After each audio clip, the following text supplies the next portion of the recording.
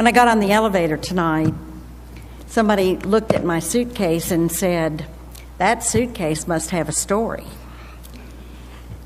And it does. I hope you have read what Sandy has written about the beginnings of United Methodist Women, two determined missionary wives who had a heart for women and children, particularly in India, and how they persevered in their determination to send women missionaries to India, and that later Clara Swain and Isabella Thoburn were sent to India.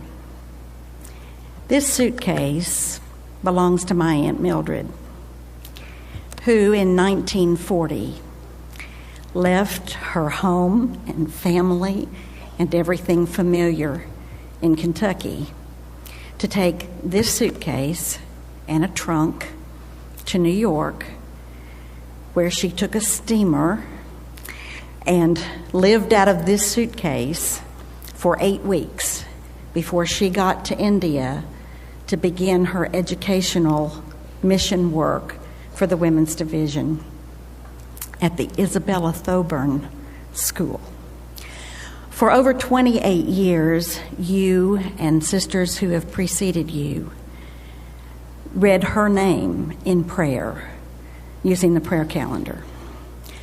And through the years, my Aunt Mildred told me, in the lonely places of service, where literally thousands of children's lives were transformed by your support, that it meant everything to her, especially on her birthday, January 6th, to know that there were women all around the world, well beyond those that she knew personally, who were lifting her up in prayer. It's my personal thanks to all of you who join me in using the prayer calendar every day.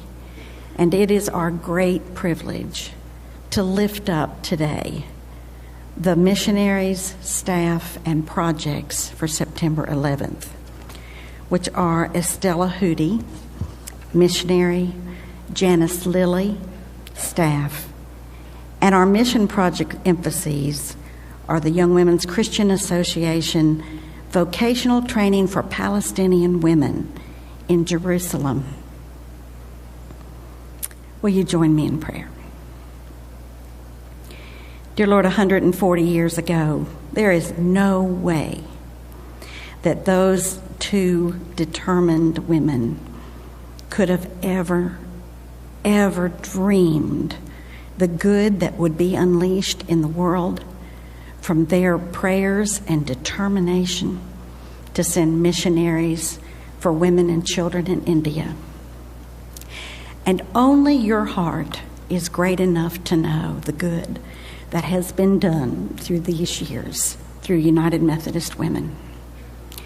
And we thank you for the opportunity to stand in the lineage line of the faithful, of the persistent, of the devoted, of those who cry out for those who are not able to cry out for themselves, and to notice not only those among our circle of friends and supportive community, but to be determined to reach around the world with your love and care. And now I pray that not only for this time of meeting together, but that as the days roll forward and we too are added to the legacy of the faithful, that you would plant in our hearts that same persistence, that same dogged determination, that same passion to be about your work in this very needy world of ours. We bless and thank you for your sustenance through these years, and now we claim it anew in service to you through Christ our Lord. Amen.